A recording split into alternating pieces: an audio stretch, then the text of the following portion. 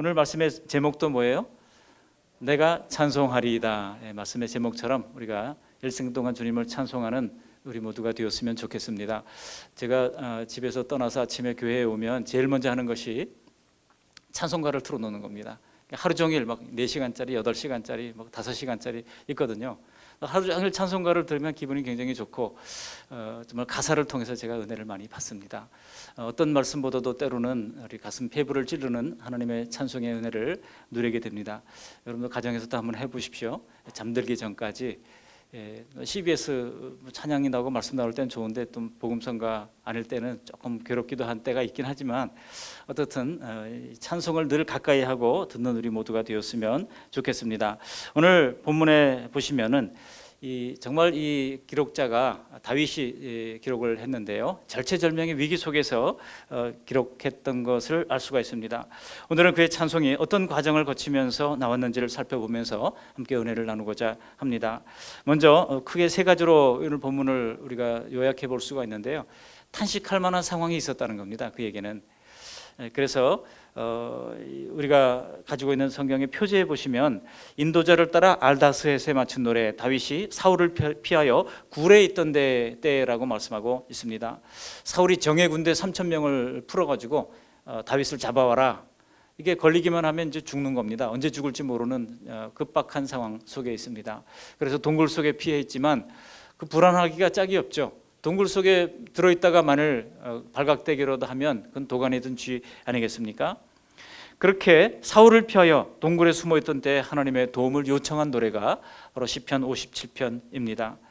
이 자세한 배경을 알기를 원하신다면 사무엘상 22장에서 24장까지 내용을 보시면 상세한 내용이 기록되어져 있습니다. 사울 왕은 다윗 일행을 반역자로 몰아서 소탕하기 위하여 이렇게 3,000명의 친위대를 직접 동원해서 지휘하면서 엔게디 골짜기로 보냅니다. 오늘날로 말하면 최강의 특수부대를 동원해서 이 다윗을 잡기 위해서 모든 동굴들을 샅샅이 수색하고 있는 가운데 있습니다.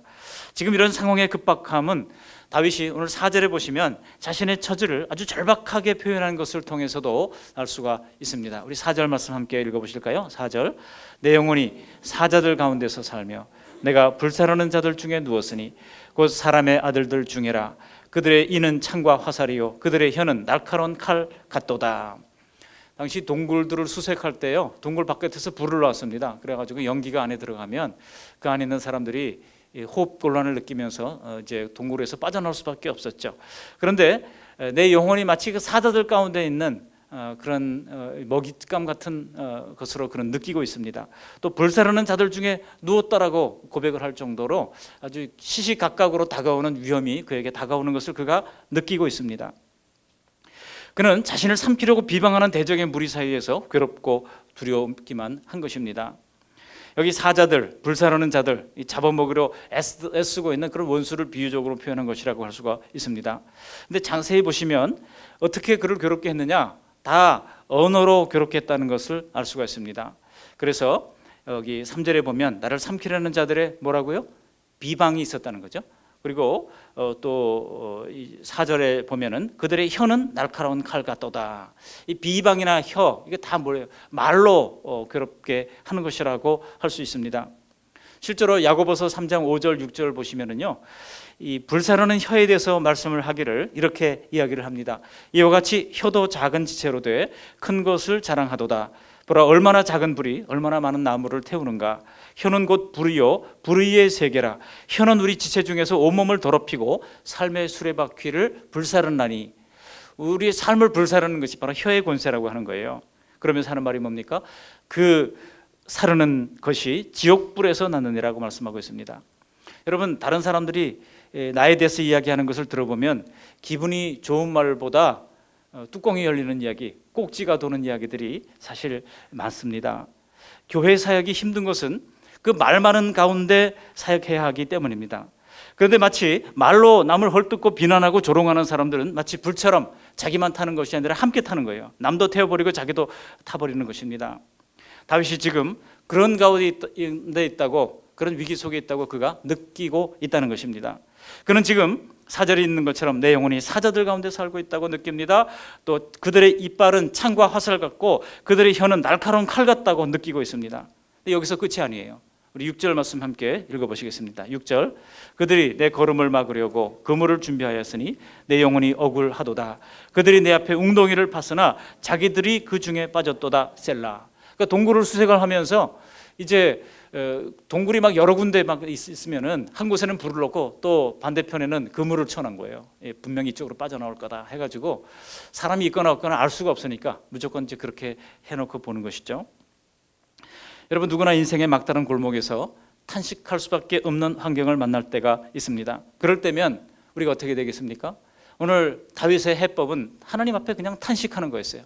우리가 하나님 앞에 첫 번째 해결은 탄식하는 겁니다. 하나님 앞에 탄식마저 말을 막는다고 하면 그 인생이 어떻게 되겠습니까? 폭발하거나 이제 정신이 이상하게 되겠죠. 상황이 막힐 때는 울며 탄식하십시오. 그리고 하나님 앞에 나와서 다윗처럼 토로하시기를 바랍니다. 그렇지만 중요한 것은 언제까지나 탄식만 하고 앉아있을 수만은 없다고 하는 것입니다. 그래서 다윗은 탄식하고 탄식하다가 그 다음 단계로 나아가는 거예요. 그 다음 단계가 무엇입니까? 그것은 바로 기도입니다. 우리 1절 2절 말씀을 함께 읽어보시겠습니다. 1절 2절, 하나님이여 내게 은혜를 베푸소서, 내게 은혜를 베푸소서. 내 영혼이 주께로 피하되 주의 날개 그늘 아래에서 이 재앙들이 지나가기까지 피하리이다. 내가 지존하신 하나님께 부르짖으며 곧 나를 위하여 모든 것을 이루시는 하나님께로다. 하나님이여 내게 은혜를 베푸소서, 은혜를 베푸소서 기도하고 있습니다. 그러니까 너무나 절박한 환경 가운데서는요, 하나님 앞에 나와 기도하면 별 다른 말이 나오지를 않아요. 옛날에 저희 어머님 새벽기도 갔다 와서 기도하는 거 보면 새벽기도 갔다 와서 또 집에 돌아와서 또 기도하셔요.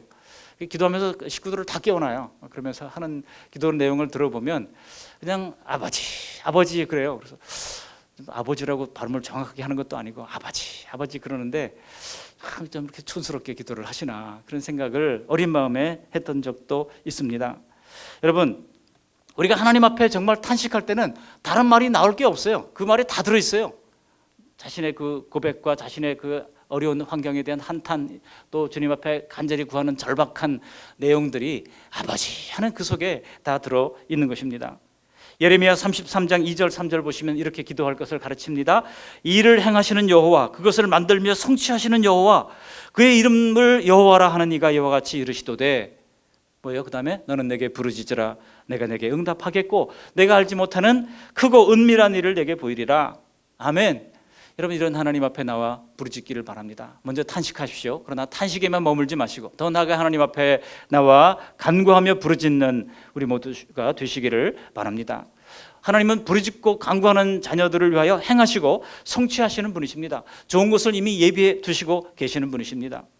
그렇게 다윗은 기도하면서 놀랍게도 그의 상황이 반전되는 것을 봅니다. 어떻게 반전됩니까? 그는 기도하면서 하나님의 성품을 깨닫게 됩니다. 그가 깨달은 하나님의 성품이 무엇입니까? 하나님은 은혜를 베풀기를 원하시는 분이라는 거예요. 그래서 은혜를 베푸소서 하다가 사실 하나님이 얼마나 내게 은혜를 베푸셨는가 깨닫게 된 겁니다. 그렇게 많은 군대를 자기를 잡으려고 사울 왕이 군대가 동원해서 찾고 있지만은 발각되지 않은 것도 놀라운 은혜 아닙니까? 그거 발각되는 게 쉽겠어요? 발각 안 되는 게 쉽겠어요? 발각 안 되는 것 자체가 기적입니다. 하나님이 항상 눈동자처럼 그를 보호하시고 지켜주시고 있기 때문에 그 많은 군대가 그를 찾으려고 해도 전혀 이제 10번에 걸친 도피 생활 가운데서도 그런 사울왕의 군대에게 발각되지 않았던 것입니다. 그래서 하나님이 나를 은혜를 베푸시는 분이다 깨달았던 겁니다. 뿐만 아니라 나를 위하여 모든 것을 이루시는 분임을 알았습니다. 하나님이 다윗에게 기름을 부었을 때는 반드시 그를 통하여 하나님 나라를 이루는 과정으로 삼으시고자 세우고자 하셨던 것입니다. 그래서 하나하나 모든 것들을 하나님께서 이루시고 보호하시고 때가 맞게 사람들을 붙여주시고 채워주시는 것입니다. 뿐만 아니라 더 중요한 것은요, 하나님이 하늘에서 그의 인자와 진리를 보내사 나를 삼키려는 자의 비방에서 구원하시는 분임을 깨닫고 고백하게 된 것입니다. 우리 3절 말씀 함께 읽어보시겠습니다. 3절, 그가 하늘에서 보내사 나를 삼키려는 자의 비방에서 나를 구원하실지라. 셀라. 하나님이 그의 인자와 진리를 보내시리로다. 중요한 말씀이 3절인데요 하나님이 뭐를 보내신다고요? 하나님의 인자와 진리를 보내신다고 말씀하고 있습니다. 이 세상 사람들은 우리를 비방하며 삼킬 듯이 덤벼들지만은 하나님은 우리를 구원하시기 위하여 하늘로부터 인자와 진리를 보내십니다. 여러분, 선교가 무엇일까요? 선교사님들이 선교를 정의할 때 선교는 바로 하나님을 예배하는 것이다. 그래서 열방으로 하나님을 예배하게 하는 것, 그것이 선교라고 얘기를 합니다. 근데 그 예배 받으실 분이 누구십니까? 인자와 진리 대신 어린 양 대신 예수 그리스도라고 하는 겁니다.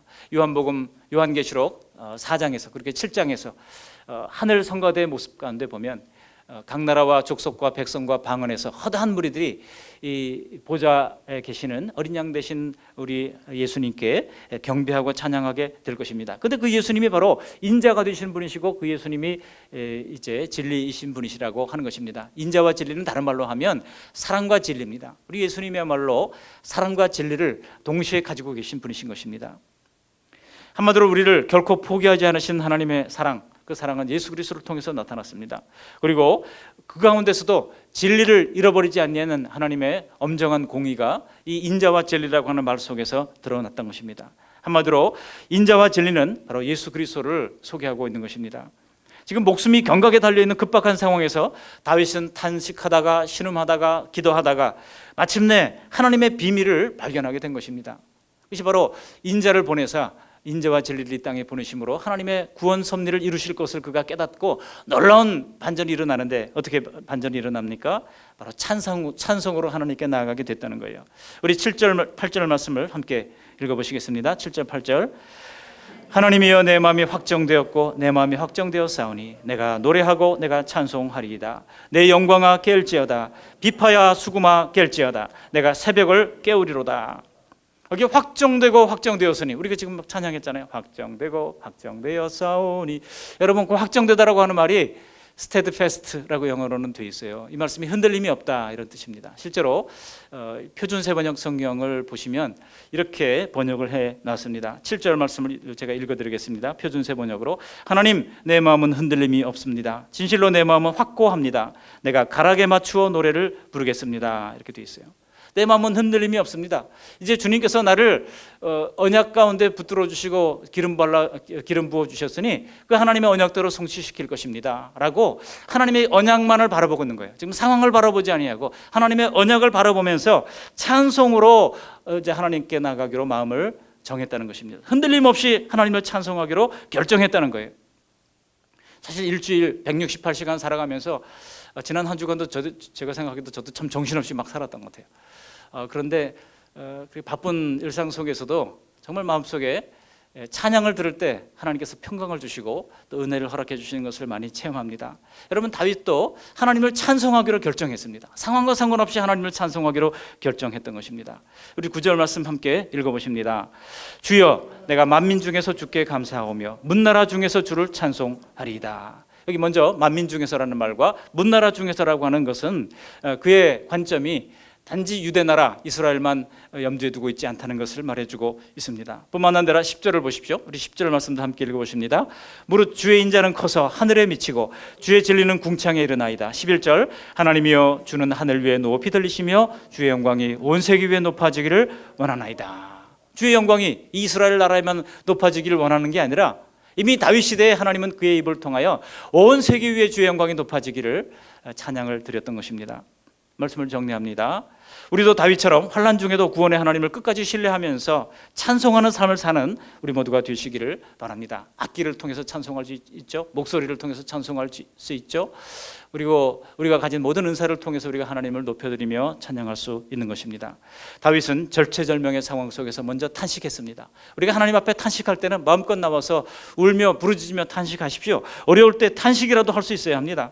그렇지만 탄식만 하고 있어서는 안 됩니다. 더 발전적으로 나가야 되는데 그것이 바로 기도로 나아가는 것입니다. 하나님, 은혜를 베풀어 주십시오. 은혜 베풀어 주시는 하나님 앞에 날마다 나아갈 때 우리는 비로소 하나님의 선하신 뜻을 깨닫게 됩니다. 그리고 마침내 인자와 진리를 이 땅에 보내시는 하나님의 귀한 섭리를 발견하는 영혼이 열리게 되는 것입니다. 그렇게 하나님의 놀라운 구원 계획을 깨닫게 되면 누가 시키지 않아도 저절로 우리 입술이 하나님을 높여드리며 찬송하게 될 것입니다.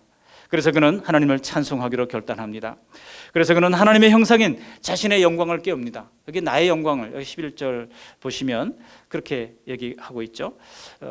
이제 주는 하늘 위에 높이 들으시며 주의 영광이 온 세계에 높아지기를 원하나이다 그랬는데요. 그 전에 8절에 보시면 내 영광아 깰지어다라고 말씀하고 있습니다. 이 다윗이 자기를 높여드리려고 자화자찬하는 게 아닙니다. 우리가 하나님의 섭리를 깨닫게 되면 내가 얼마나 하나님 앞에 중요한 존재인지를 알게 됩니다. 자긍심이 높아집니다. 자만심하고는 달라요.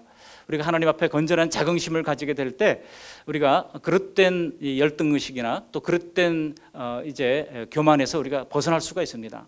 그래서 하나님이 나를 지으셨다고 하는 겸손함과 더불어 하나님이 나를 지으셨다, 천지를 만드신 창조자 하나님이 나를 지으셨다고 하는 확고한 성경적 자아상을 가지게 됩니다. 그래서 웬만한 큰일이 있어도 어려움을 우리가 넉넉히 이길 수 있는 그런 자신감을 가지게 되는 것입니다. 이 8절의 말씀이 내 영광이라고 하는 것이 바로 그거예요. 그래서 그 하나님의 영광인, 하나님의 형상인 자신의 영광을 깨우면서 새벽을 깨워서 강력한 기대감으로 하나님 앞에 달려가는 것입니다. 그리고 만민과 온 열방과 온 세계 위에 절대 감사, 절대 찬송을 선포하는 것입니다. 여러분, 우리가 문제에만 자꾸 집중하면은요, 절망의 웅덩이에서 빠져서 헤어나지 못합니다. 상황만 바라보면 언제나 두려움과 염려와 걱정 속에 빠지게 됩니다. 그러나 여러분, 지갑만 바라보지 마시고 이제 하나님의 능력을 바라보시기를 바랍니다. 또 우리의 환경만 바라보지 마시고 모든 것을 창조하시고 우리에게 공급해 주시는 선하신 하나님을 바라보시기를 바랍니다. 다른 길이 없을 때 동서남북 꽉꽉 막혀 있어도 하늘을 바라보시기 바랍니다. 하늘에 보고 하늘의 창고는 우리에게 언제든지 열려 있습니다. 하늘을 바라볼 때 우리에게는 감사가 터져 나옵니다. 찬송이 터져 나오는 것입니다. 이러한 절대 감사, 절대 찬송으로 나아가는 우리 그 말씀 양문의 모든 성도님들 다 되시기를 주님의 이름으로 축원합니다. 아멘. 우리 합심해서 기도할 때 주시는 말씀을 가지고 기도하시고 또 한 주간 주님을 찬송하겠습니다. 상황 속에서도 주님께 먼저 엎드려 탄식하고 기도하겠습니다. 그리고 주님의 뜻을 깨닫고 주님을 마음껏 찬송하는 한 주간이 될 수 있도록 은혜를 베풀어 주시옵소서. 우리 합심해서 기도하겠습니다. 고맙고 감사하신 하나님 아버지, 오늘 거룩한 주일 오전부터 또 오후에 이르기까지 귀한 주님의 말씀을 우리에게 들려주셔서 감사를 드립니다. 주님 다시 오시는 그날까지 우리가 복음을 위하여 함께 협력하며